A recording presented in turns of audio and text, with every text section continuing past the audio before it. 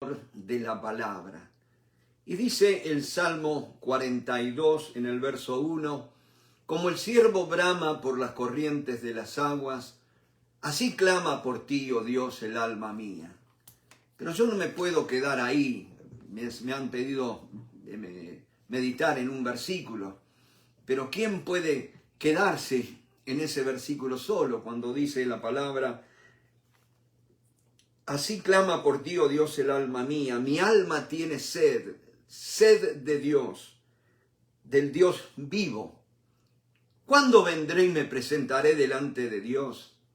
Fueron mis lágrimas mi pan de día y de noche, mientras me dicen todos los días, ¿dónde está tu Dios?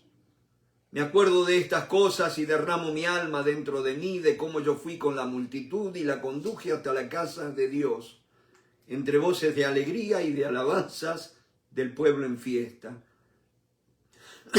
¿Por qué te abates, oh alma mía? ¿Y por qué te turbas dentro de mí? Espera en Dios, porque aún he de alabarle, salvación mía y Dios mío. Vamos a hacer un alto acá y vamos a ver. Yo creo que los que han meditado en este salmo, muy pocos son los que se han detenido a meditar en el título de este salmo. Fíjense en que dice en mi Biblia, mi alma tiene sed de Dios. Pero también me dice allí en letras más chicas, al músico principal, masquil de los hijos de Coré. Mis hermanos, al músico principal. El músico principal en una orquesta es el director.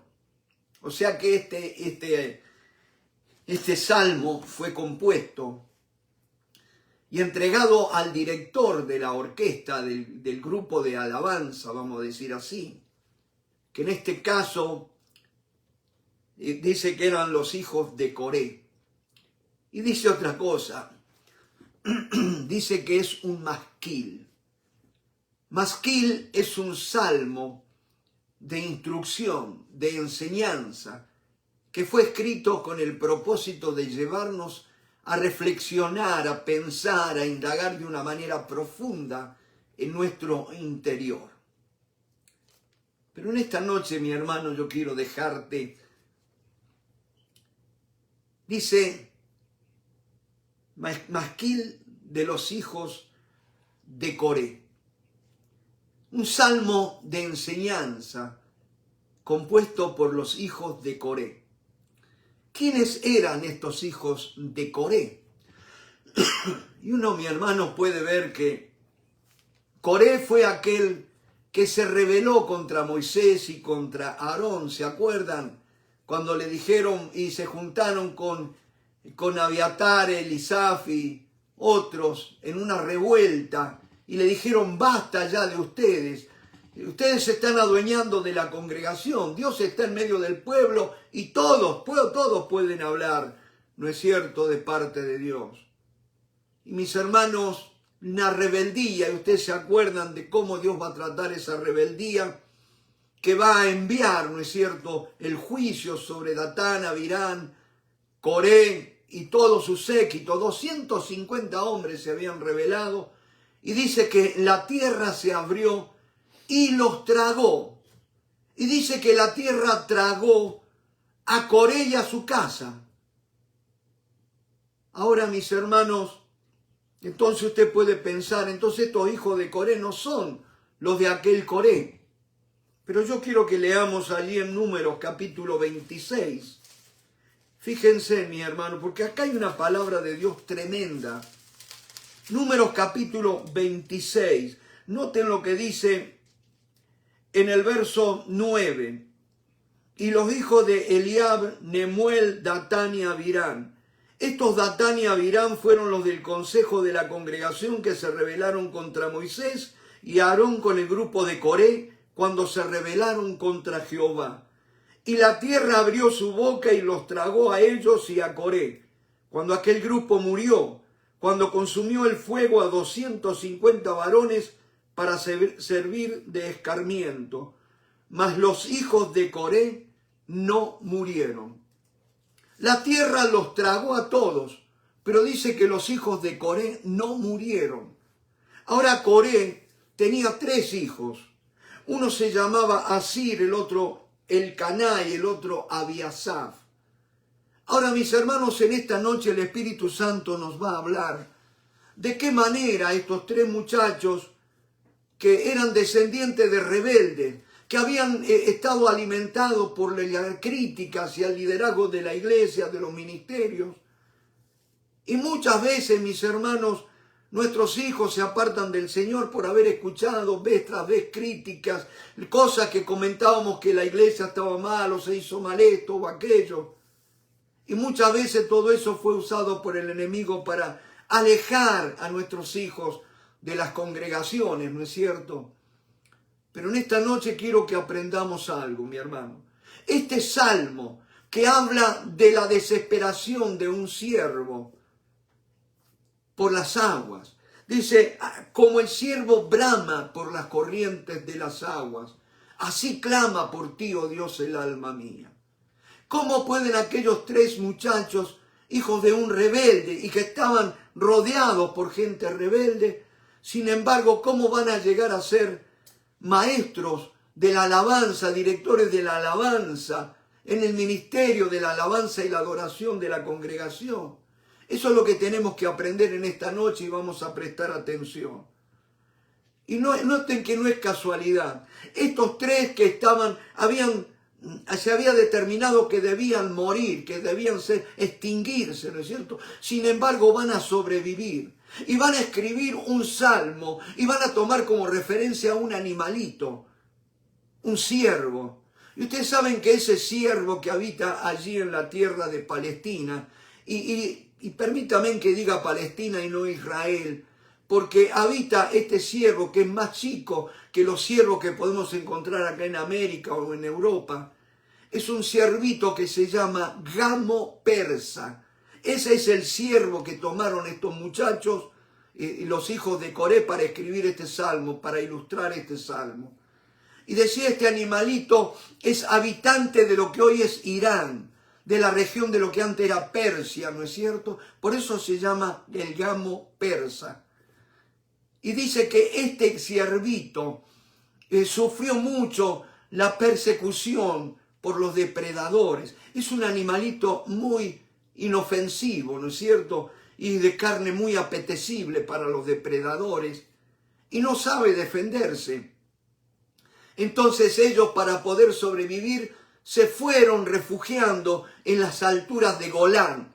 Golán es lo que ahora Israel está luchando para poseer, conquistar toda esa tierra, los altos de Golán. Porque si ellos logran dominar el monte de Hermón, que es la fuente principal de agua allí, y que el monte Hermón está compartido por Líbano, Siria e Israel.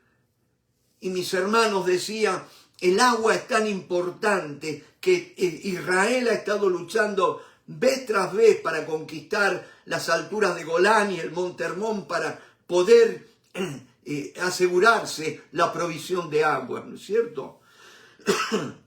Porque allí es el único lugar en la tierra allí de Israel, de la Palestina, es el único lugar donde se puede ver un pico nevado. Y ustedes saben que donde hay nieve hay agua de deshielo que alimenta los manantiales, los torrentes, los arroyos, pero también el Jordán, ¿no es cierto? Muy indispensable para la vida de la población de Israel, ¿no es cierto? Y decía, estos ciervitos se fueron buscando refugio en los bosques allí de las laderas del monte Hermón para no ser perseguidos. Pero claro, en las laderas, en los bosques no hay agua. Y ahí donde venía la lucha para que este animalito, cada vez que se arriesgaban a descender para beber agua de las corrientes, eran presa fácil de los depredadores, y ahí se establecía una lucha. Y los hijos de Coré nos relatan la lucha que ellos tuvieron por salir de un linaje de rebeldía a un linaje de servicio al Dios verdadero. Y mis hermanos, y es la desesperación que muestra el ciervito, que arriesga su vida por un poco de agua.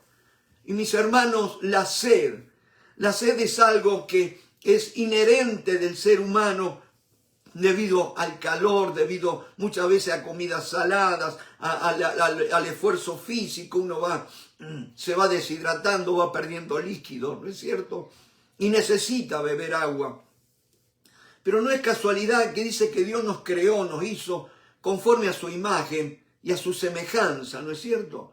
Y el ser humano está compuesto alrededor de un 60% de agua en su cuerpo, pero en el cerebro tenemos un 73% de agua. Por eso cada vez que nos vamos deshidratando viene la confusión, viene el cerebro, dolores de cabeza, se nos nubla la mente, ¿no es cierto?, por la deshidratación.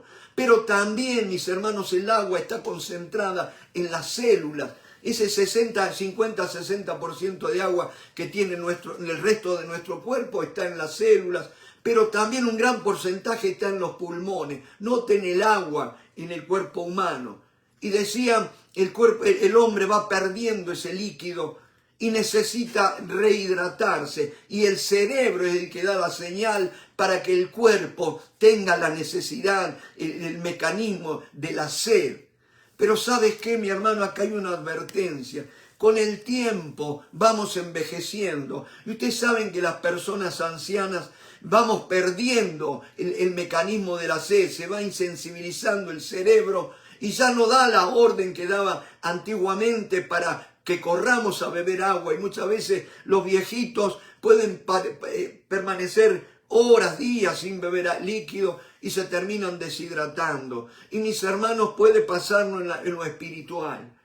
Mis hermanos, podemos estar envejeciendo espiritualmente cuando vemos que no tenemos esa sed, esa desesperación de la presencia de Dios.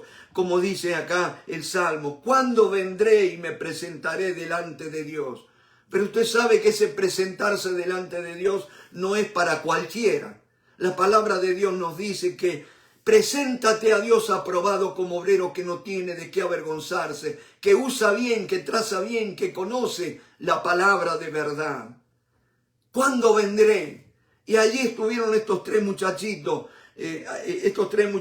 Asir, Elcaná y Abiasaf, preparándose, estudiando para poder ministrar a Dios.